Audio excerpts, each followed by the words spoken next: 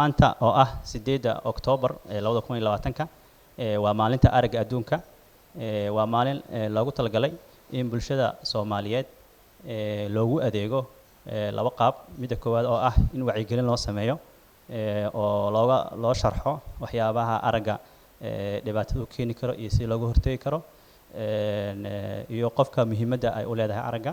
iyo qaybta labaad oo ah in loo sameeyo adeegyo lacag la'aan ah oo dadka danyarta ah gaar ahaan aan awood u lahayn inay tagaan xarumaha caafimaadka ee barefadka ah inay maalintaas oo kale ay helaan adeeg lacag la'aan ah hay'adda Safe Division waa hay'ad ka shaqeyso arrimaha samafalka waxaan ka soo shaqeynay dhammaan gobollada Soomaaliya oo aan ka soo sameynay adeegyo kala duwan munaasabadan maanta waxay ugu duwan tahay adeegyadaasi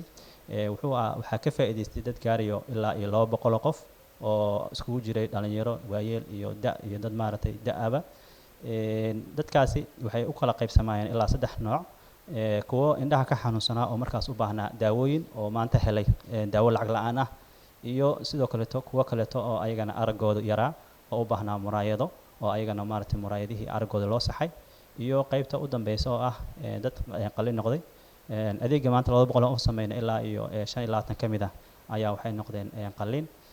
dhammaan marka adeegaasi saad arkaysaan waxaan ku qamanaynaa maanta degmada Cabdicaziz oo arkaysaan hadda waxaan dhex taaganahay xafiiskii gudoomiyaha degmada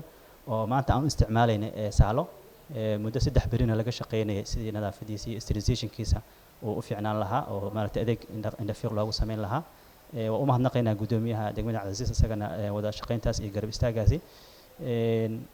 hadda waxaa noo soo dhamaaday feeskii koowaad oo ah qaabilaadii oo dadkii aan ku kala saaraynay haddana waxaan bilaabaynaa feeska labaad oo ah in hadda isla maantaba dhammaan dadkii qalliinka noqday in aad ayagana qalliin lacag la'aan u sameyno waxaan u mahadnaqaynaa dhammaan bulshada Soomaaliyeed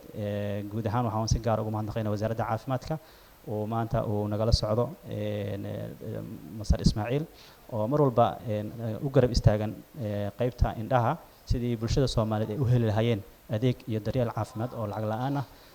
qayb weyn ka qaatay in hawshan ay qabsanto oo maaragtay bilowgeed ila dhamaadkeediba aad noola shaqeey iyo guud ahaan wasaaradda caafimaadka ee federaalka Soomaaliya sidoo kale waxaan u mahadnaqaynaa gobolka Banaadir oo ayagana qayb weyn ka qaatay inuu barnaamijkan noo qabsamo iyo dhammaan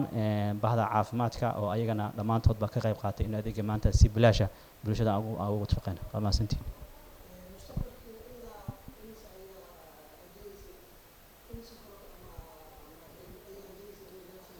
إن شاء الله ما أنت برنامج كان بلو بوها نحن ديار إن شاء الله دقموين كقبل كبنادر ورنبا إن برنامج كانوا كلها لوقفته كفاءة ديستان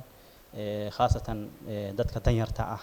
عن أود أولهين إن تكان حرمها عافمتك إسلام كان أي عنده هذا أرجو هذا قل ما ده خرشات سكبي حين كريم إن سي بلاش أو العقلان إن شاء الله إن أقوى أديك نحدو له